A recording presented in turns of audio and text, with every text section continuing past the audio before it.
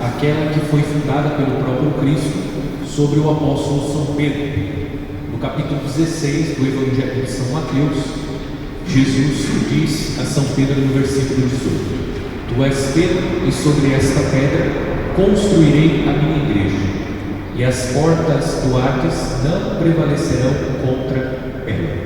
Então nós participamos da igreja fundada por Cristo, e também Jesus Cristo concedeu à igreja, na pessoa de Pedro, o poder das chaves, católica e apostólica.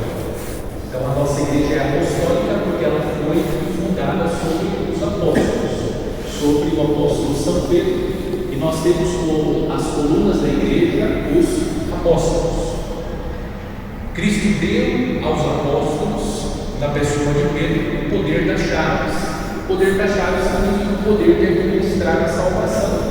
E como os apóstolos receberam de Cristo o poder de administrar a sua graça, a igreja estabelece alguns mandamentos tendo em vista a nossa salvação.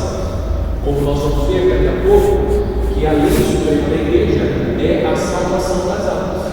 Por que as leis estão estabelecidas? As leis estão estabelecidas na igreja visando a nossa salvação. Essa é a missão da igreja.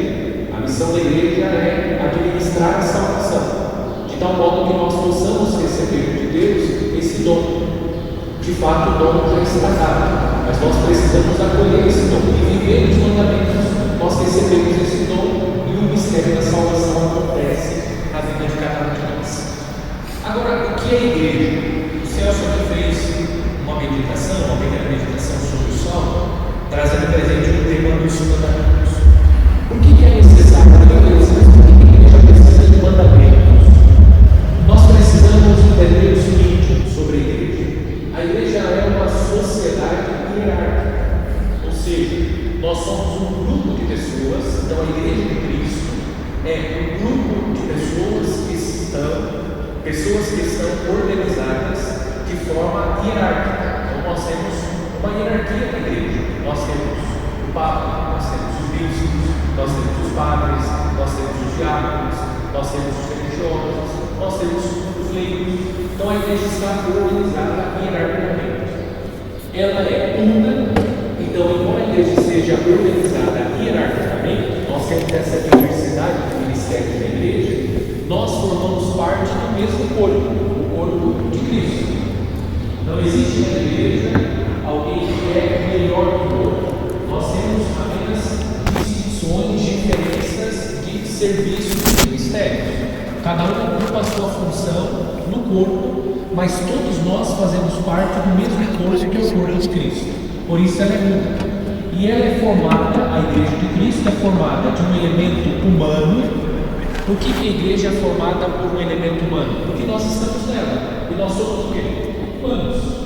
Nós somos seres humanos. Então a igreja de Cristo, ela é formada por pessoas. E essas pessoas somos nós, seres humanos. E ela também tem um elemento divino. Por que ela tem um elemento divino? Quem é a cabeça da igreja? É Cristo Jesus. E Cristo é Deus. Por isso a igreja ela é constituída por dois elementos. O elemento humano, que somos nós, seres humanos que fazemos parte da igreja de Cristo. Pelo batismo nós somos acolhidos na igreja. Inclusive nas igrejas antigas, você tinha a via batismal à porta da igreja. Porque é o primeiro sacramento, pelo batismo, que nós somos acolhidos na igreja, passamos a fazer parte do corpo místico de Cristo, da sua igreja. Então ela é formada por esses dois elementos. Então o elemento humano, que somos nós, que somos acolhidos pelo batismo, e o elemento divino, que é Cristo, porque Cristo que é a cabeça da igreja. É por esse motivo que o padre ele fica no centro, a cadeira do padre está no centro. Porque o padre tem que ser visto, que o padre é que deve aparecer? Não, porque o padre para a Assembleia ele é um sinal visível do Cristo cabeça. Não é o padre que deve ser visto, é Cristo que deve ser visto na figura do padre. Então por isso que a igreja ela tem esse desenho, de tal modo que aqui está o presbitério, o altar que tem acima de Cristo, o sacerdote, de tal modo que nós possamos reconhecer que quem preside a igreja é Cristo Jesus.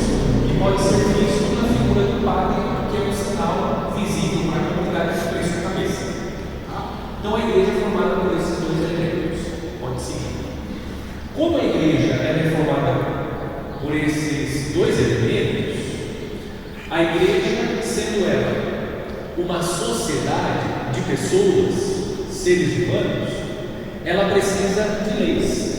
A igreja no mundo presente o sacramento da salvação, o sinal e instrumento da comunhão de Deus e dos homens. O que eu indiquei? A igreja, ela recebe de Cristo a missão de levar a salvação. A igreja tem a responsabilidade de ser esse sinal visível da presença de Cristo, Cristo que quer a salvação de todos. Pode seguir. A igreja recebe de Cristo essa missão e, para que ela possa exercer essa missão, ela estabelece as leis de tal modo que, organizada pelas leis, nós possamos chegar à salvação e a igreja também possa cumprir a sua missão de conduzir os fiéis à salvação. Porque esta é a lei suprema da igreja. A lei suprema da igreja é a salvação. Tudo aquilo que acontece na igreja acontece visando que a nossa salvação, a salvação das almas. Essa é a missão por excelência da igreja. A missão da igreja é saciar a fome dos pobres? É, mas essa não é a missão essencial da igreja. A missão da igreja é construir outras igrejas, templos, onde as pessoas possam celebrar a sua fé? É, mas essa não é a missão essencial da igreja. A missão essencial da igreja é salvação das almas. É proporcionar ao povo, ao mundo, a todos os povos, a graça da salvação.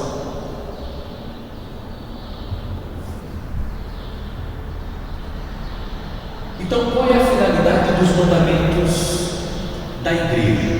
Pode clicar. Então, aquilo que eu falei sobre o poder das chaves. Então, a igreja recebe de Cristo o poder das chaves para poder administrar a salvação. Pode seguir mais um, por favor? A lição dele. Então, em sua solicitude materna, a igreja deseja que seus filhos cresçam, por isso exige o mínimo necessário para. Eu acredito que esse exemplo vai ficar muito fácil de ser compreendido. Se não todos, quase todos aqui são pais. Então, quando você estabelece uma regra na sua casa, você deve ser assim: vocês, pais, juntamente com a esposa, devem ser os legisladores do lar. Você precisa estabelecer o quê?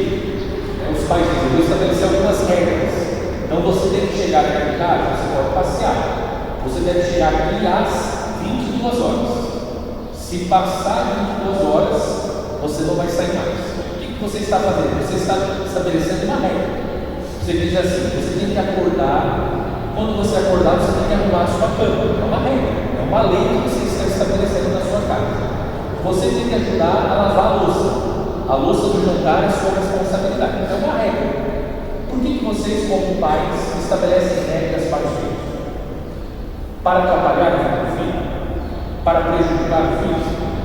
Por qual motivo? Que é o bem do filho, né, padre? Que é o bem do filho. O que mais? Que ele cresça, que ele crie responsabilidade. Quando você estabelece uma regra na sua casa, você está querendo prejudicar o seu filho? Não, você está querendo o melhor para ele. Você quer que ele possa desenvolver a sua personalidade, a responsabilidade, ele ser uma pessoa de bem. É necessário que nós tenhamos regras. A mesma coisa em relação à igreja. Se nós que somos imperfeitos, pecadores, queremos estabelecer regras em casa para os nossos filhos, para que eles possam crescer, amadurecer, ser pessoas boas, pessoas honestas, íntegras, corretas, muito mais que a igreja, porque a igreja é santa, e quem é a cabeça da igreja é o próprio Cristo. Então, os mandamentos que a igreja estabelece não é para prejudicar a nossa vida, e essa é a concepção que muitas vezes nós temos. Vamos para a sociedade. Quando se estabelece a lei de trânsito, é pensando em prejudicar os condutores, os motoristas? Você já pararam para pensar se não houvesse lei de trânsito? Se não tivesse uma placa para, e quando tem uma placa para, você tem que fazer o quê? Você tem que parar, senão você vai causar um acidente. Então as leis, elas são estabelecidas visando o quê? Visando o nosso bem. Essa é a lógica da lei. É proporcionar o quê? Uma convivência saudável.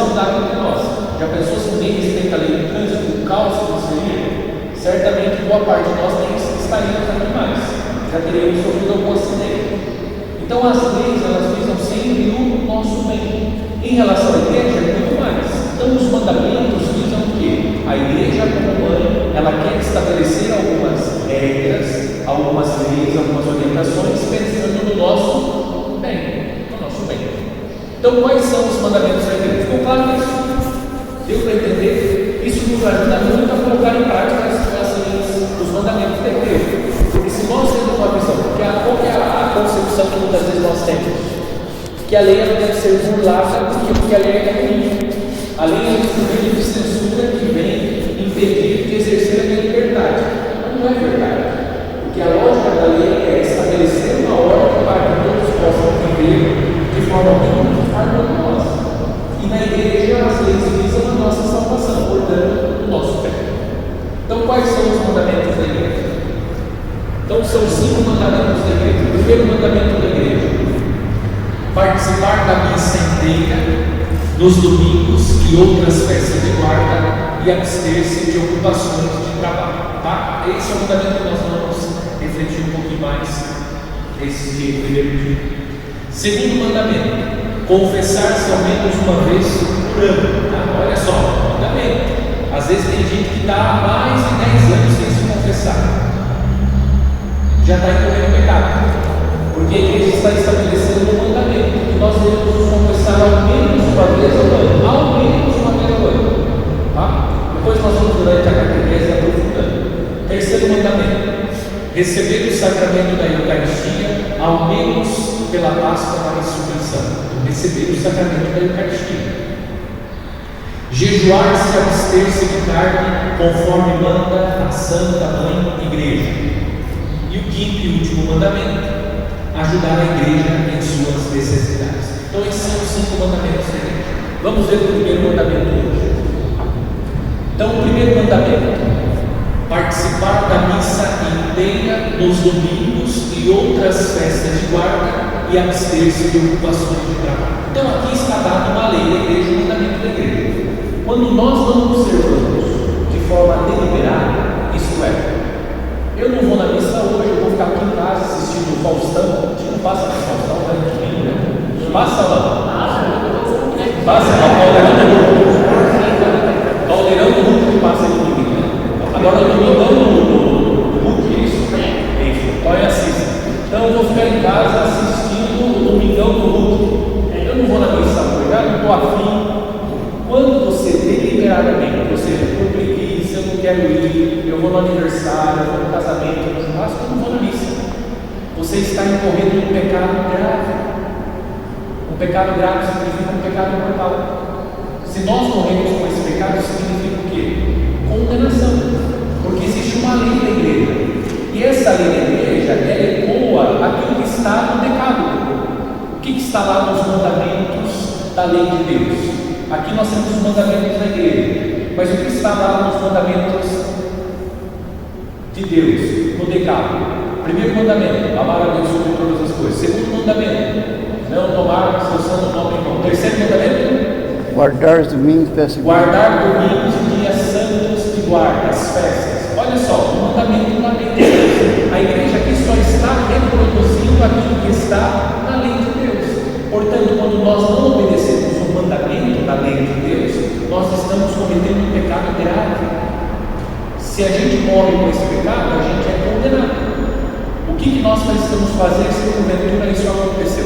Faltamos a missa, ficamos em casa, fazendo pamonha, fui para a missa no domingo, no dia santo de guarda. O que eu preciso fazer?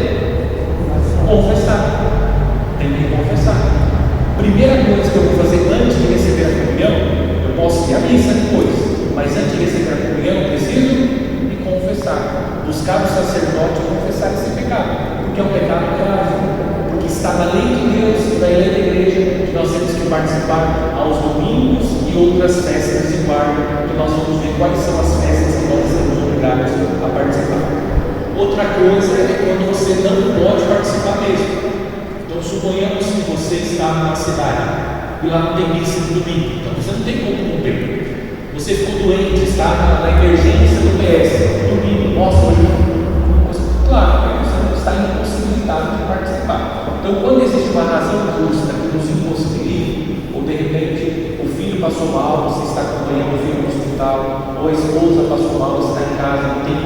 ficar com ela. Claro, você tem que cumprir a sua missão ali, como pai, como esposo, cuidando da sua família. Mas se é por motivo fútil, apenas por preguiça, porque não quero ir, porque não me organizei, preferi a viagem, o churrasco, o bolo de aniversário, ao invés de ir à missa, eu estou cometendo um pecado grave. Tá? Deixando de amar a Deus sobre todas as coisas. Porque na missa nós encontramos o próprio Deus que oferece a nós a sua palavra e religião. Bom, alguém poderia perguntar então, quando que começa a missa? Porque estava no mandamento lá, tem que participar da missa inteira. Então, hoje eu estou com o horário apertado, então eu vou, a oração eucarística começa, a missa sagrada é 8, a oração eucarística começa mais ou menos 8h30, então 8h30 eu chego na missa, pronto. Não, o que o mandamento diz? Nós temos que participar da missa inteira.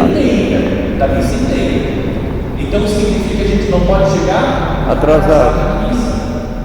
A gente não pode chegar atrasado na missa, porque o preceito é participar da missa inteira. Temos que participar da missa toda. Ou vou lá e escuto a homilia do padre e depois vou embora. Não, é da missa inteira, desde o começo até o final da missa.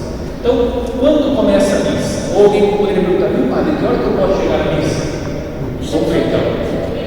7h30, a missa começa às 8h, na hora.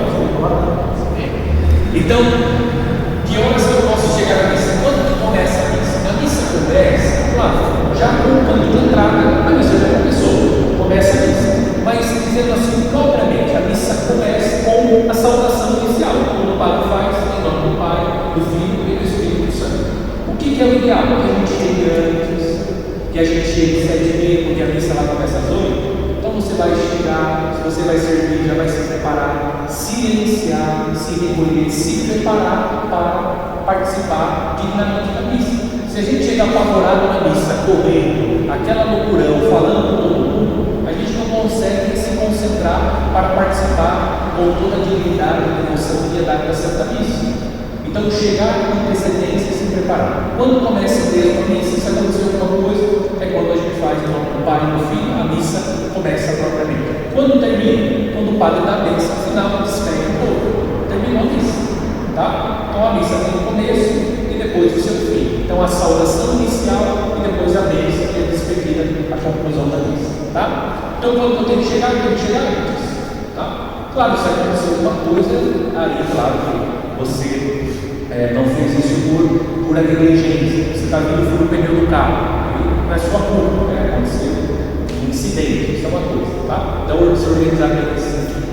Ok? Então, aos domingos, ok. Então, domingo nós temos que participar da missa. O que acontece? Por exemplo, aqui, na comunidade da Chapadinha, lá não tem missa dominical, e também na comunidade de Santana. Mas eles têm a missa no sábado, que equivale à missa dominical.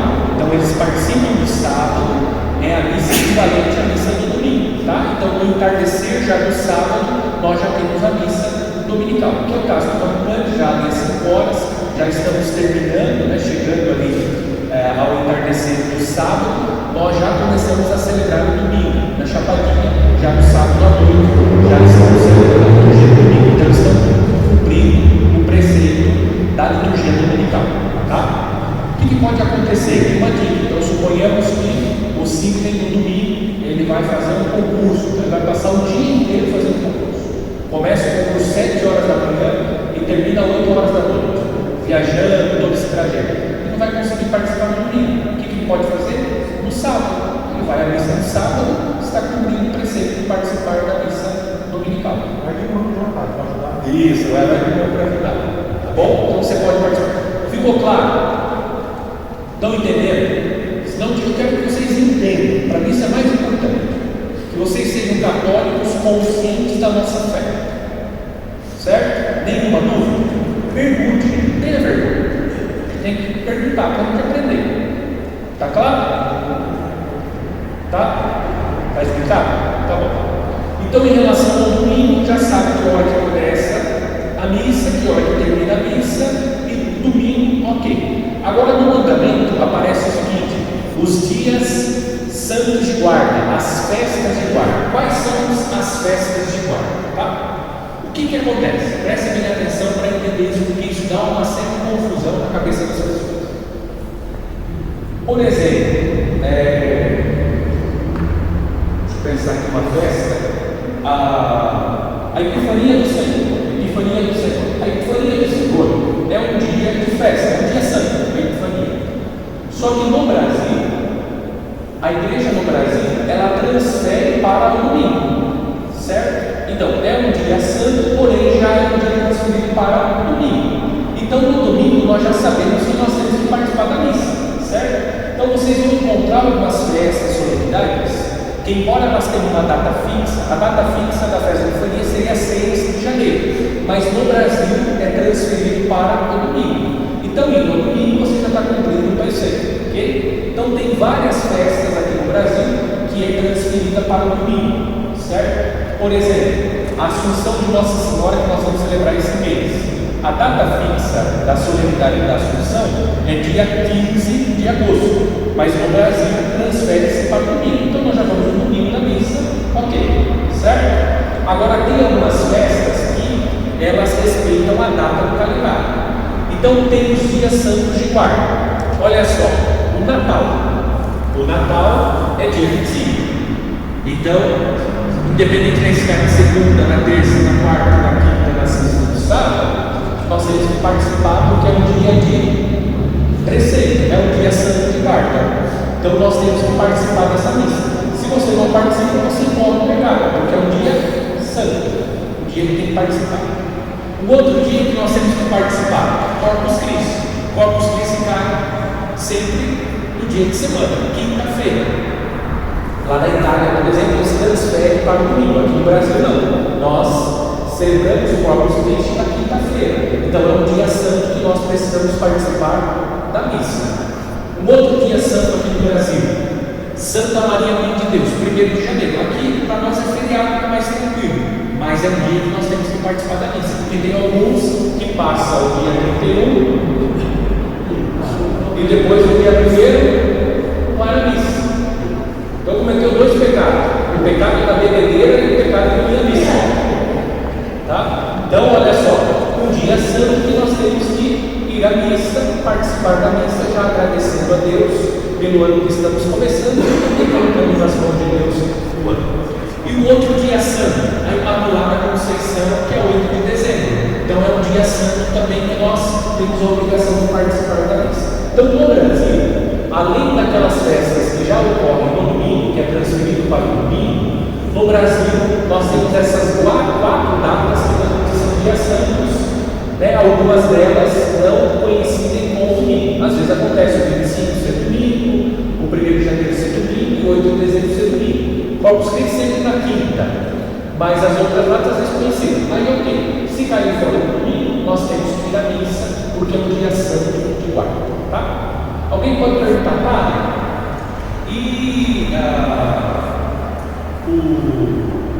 pensar aqui, São José, por exemplo. Umas pessoas pensam que São José, embora seja uma solenidade, mas não é um dia santo, tá? 2 de novembro, embora seja a comemoração dos fiéis defuntos, mas também não é um dia santo. Tá? Então tem algumas datas que, embora seja uma comemoração, uma festa, uma solenidade, não é um dia santo de guarda. Então, se você não participa da missa, você não está incorrendo em pecado. Essas 4 datas, sim, né? E depois aquelas que são transferidas para o domingo.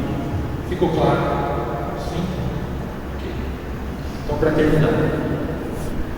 Bom, vocês viram que estava lá no mandamento que nós temos que participar da missa inteira, aos domingos nós já vimos, e dia santo de guarda nós já vimos. Já sabemos que dia nós temos que participar, aos domingos e santos de guarda. Sabemos quais são as 4 datas, dias santos aqui no Brasil, e nós já sabemos quando começa a missa e quando termina a missa. E também diz o mandamento que nós devemos abster-se de ocupações de trabalho. Aqui tem uma interpretação errada desse mandamento. Algumas pessoas pensam que é não fazer absolutamente nada, tá? Não é isso, essa é a mentalidade judaica. O judeu, de fato, até os dias de hoje, no sábado, eles não fazem nada. Não tem sido graça, mas quem já esteve me contou que você fica hospedado nos hotéis, os hotéis que são dos judeus, até o elevador é programado, para que eles não façam nenhum movimento além dos movimentos permitidos. Até o elevador é programado para o sábado, porque eles não podem fazer movimentos além daqueles que são possíveis, tá? Para não configurar o que? O trabalho. Então é essa a mentalidade dos cristãos em relação a abster-se do trabalho. Olha só o que diz o catecismo. Então. Deve abster-se, de acordo com o catecismo da igreja, de trabalhos e negócios que possam impedir tal santificação desses dias. Como que nós santificamos o nosso dia? Participando sobretudo da missa, tá? Então, suponhamos aqui, o Cine está aqui na minha frente, então vou pegar o Cine como exemplo. Então, o Cine ele trabalha com escala, certo? Então, às vezes, a escala dele coincide no domingo. Como que ele vai santificar o dia? Ele precisa cumprir a escala dele, o trabalho. Então, ele participando da missa, ele está cumprindo o preceito de santificar o seu dia como trabalho. Porque no caso dele não é possível abster-se de completo do trabalho. Porque ele diz assim, não, eu não vou trabalhar no domingo, ele perde o trabalho, como que vai manter a casa dele? Então a santificação, ela ocorre sobretudo através da participação na missa. Se for possível abster-se completamente do trabalho, ok. Mas se não for possível, como que você vai santificar o seu dia? Indo à missa, tá? Então às vezes, por exemplo, as mulheres, mas nós também homens. Então a pessoa trabalha de segunda a sábado, resta o domingo para lavar roupa. Ela não vai lavar roupa para ter roupa para a semana. Então ela vai à missa e depois organiza as atividades domésticas. Por quê? Porque ela precisa fazer no domingo, porque ela não tem outro dia disponível. Mas como que ela vai santificar o seu domingo? Participando da Santa Missa, tá? Então é a participação da missa. Agora, se você pode, se você tem condições de abster-se completamente do trabalho, se dedicando unicamente a Deus, a sua família naquele dia, ótimo, isso é melhor. Mas não significa que aqueles que de fato não conseguem abster-se completamente dos trabalhos, quando fazem alguma coisa, pecam. Não, pecam se não participam da missa, porque é a forma por excelência que nós santificamos no dia santo. Ficou claro? Porque vocês vão escutar de alguns que dizem, às vezes até padres, né? Que não pode fazer absolutamente nada no domingo. Não é bem assim, tá? Isso é a concepção judaica. A nossa concepção de santificação do dia do Senhor ou do dia santo de guarda é sobretudo indo à missa. Depois é claro que no domingo a gente deve dedicar um pouco mais, dentro das tais possibilidades, um pouco mais às coisas do Senhor, à família, tá? Ok. É isso, ok. Então tá. Ficou alguma dúvida? Depois a gente vai seguir. Não? Já deu para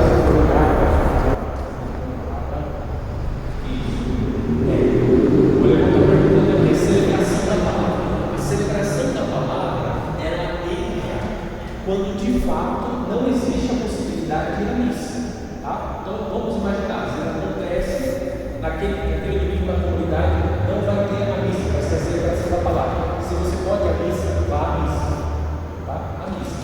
No nosso caso aqui, graças a Deus, se porventura acontecer a celebração da palavra, vocês têm condições de ir com pessoa que é perto, né? Então é a missa, tá? A celebração da palavra, ela de fato, ela nos ajuda na ausência do sacerdote, mas quando nós temos a possibilidade da missa, é a missa que nós devemos ir, tá bom? A missa, tá? Isso, então tá bom. Vamos, hoje vamos proceder um pouquinho diferente, né? Porque vamos rezar o terço pelas vocações, então não vamos fazer a oração propriamente, né? Tá? Isso.